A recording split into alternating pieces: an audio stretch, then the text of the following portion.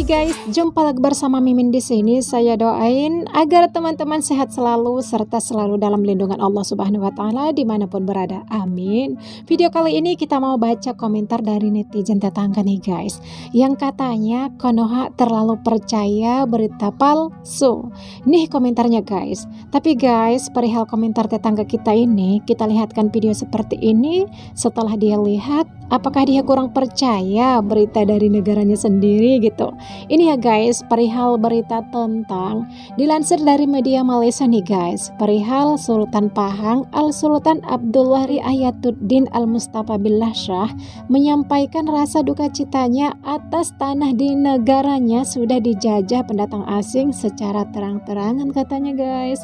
Dulunya tanah tersebut dipajak dan disewakan kepada petani serta pengusaha. Kini telah disewakan kepada warga asing. Panik gak sih? Ya tentu panik. Mosok warga asing bisa lebih maju ketimbang warga setempat gitu. Nih kita lihat videonya.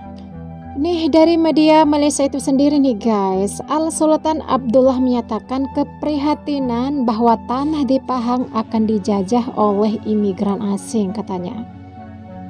Sultan Abdullah Riayatuddin Al-Mustafa Billah Shah kesal tanah Cameron Highlands diratah warga asing akibat rasuah. Titah baginda, masalah itu berlaku secara terbuka kerana kurangnya nilai integriti pihak berkuasa. Gimana? Benar nggak sih guys beritanya ini? Secara terang-terangan.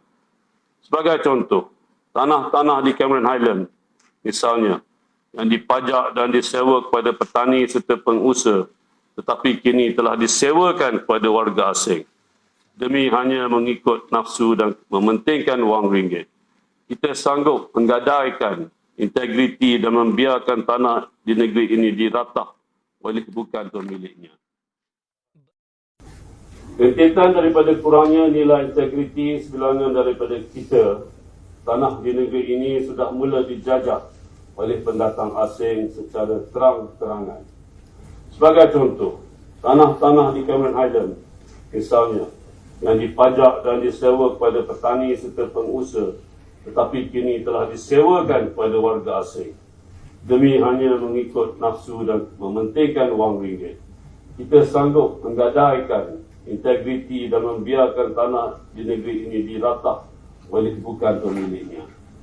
Malah lebih mendukacitakan lagi, warga asing tersebut telah mengambil alih peranan sebagai tauke yang mengawal bekalan dan harga dalam industri pertanian, mengakibatkan wujudnya kartel-kartel yang merosakkan ekonomi negeri dan negara secara keseluruhan. Oleh itu, beta maupun dan beta memantau aktiviti ini dan mengambil tindakan penguatkuasaan yang tegas bagi memastikan aktiviti seperti ini tidak lagi berlaku. Tiada kompromi terhadap isu seperti ini daripada beta. Jangan sesekali gelap mata dengan wang ringgit dan kesenangan dunia yang sementara.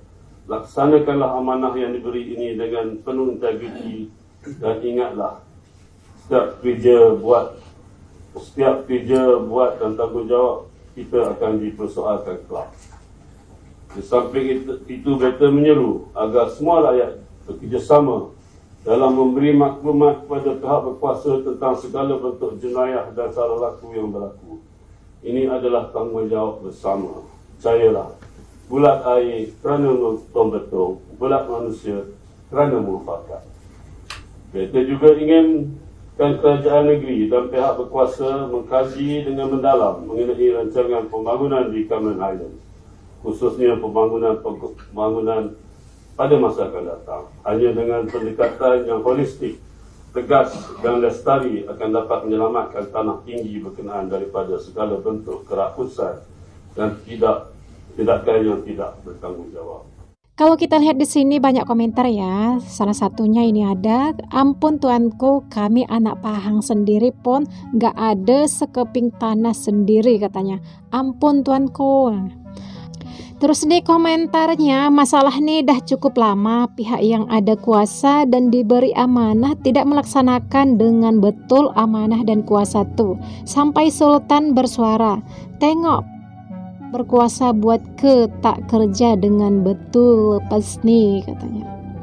Selanjutnya, bukan Pahang je dah satu Malaysia nih sebenarnya katanya. Oh, berarti ini dah satu Malaysia ini dah kena gitu maksudnya.